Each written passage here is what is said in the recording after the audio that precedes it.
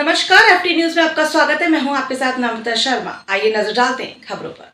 Vikramaditya group of institution में गुरु श्री शंकराचार्य पर व्याख्यानमाला का आयोजन।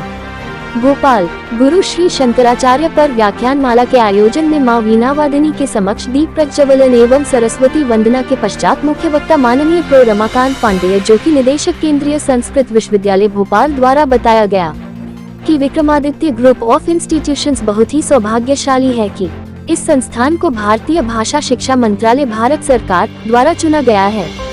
हमारा प्रयास है कि हम अपने छात्रों को हमारे महान राष्ट्र के खुशहाल, स्वस्थ, जिम्मेदार, गौरवान्वित योगदान देने वाले नागरिकों के रूप में विकसित करें, जो भारत को एक विकसित देश में बदलने की शक्तिशाली दृष्टि से प्रेरित हों।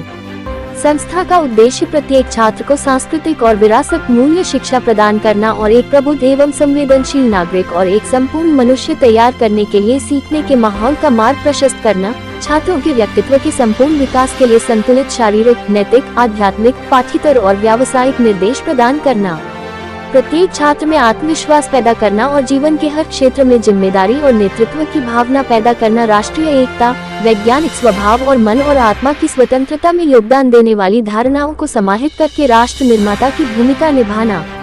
भारतीय भाषा समिति भारत सरकार के शिक्षा मंत्रालय द्वारा भारतीय भाषाओं को बढ़ावा देने के लिए एक उच्चाधिकार प्राप्त समिति का गठन किया गया है। इस समिति का कार्य राष्ट्रीय शिक्षा नीति 2020 में परिकल्पित भारतीय भाषाओं के समग्र और बहुविषयक विकास के मार्गों का पता लगाना और उनका समर्थन करना होगा। समिति के वर्तमान भाषा शिक्षण और अनुसंधान के पुनरुद्धार और देश के विभिन्न संस्थानों में इसके विस्तार से संबंधित सभी मामलों पर मंत्रालय को सलाह देने का काम भी सौंपा गया है।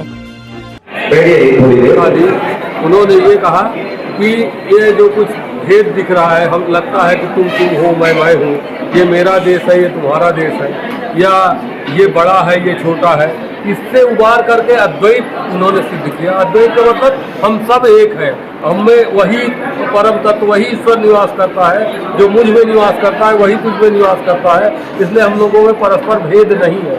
ये है शंकराचार्य जी की जो शिक्षा है, उसी को हमने सरल शब्दों में हमारे जो आधुनिक जो बच्चे हैं यहाँ पर पढ़ रहे हैं उनको हम लोगों ने सुनाया। देखिए, बच्चों में तो बच्चे को संस्कारित होते ही हैं, पर इन्हीं परिस्थितियों में वो मार्ग थोड़ा भटक जाते हैं। इसका ये मतलब नहीं है कि संस्कारित बच्चे कहीं तो आगे थोड़ा सा हम लोग मार्ग दिखाएंगे तो समाज को बहुत अच्छी और अच्छी तरह संस्कार। सर, आपके मार्गदर्शन में हजारों लाखों स्टूडेंट पढ़ के आज देश में नाम रोशन कर रहे हैं। हाँ, बिल्कुल करना है। इससे पहले तरक्की की हो है, नई शिक्षा नीति हमने लागू कर दी है। हमारे यहाँ नई शिक्षा नीति अभी भारतीय ज्ञान बड़ा शोध केंद्र में जल्दी आपको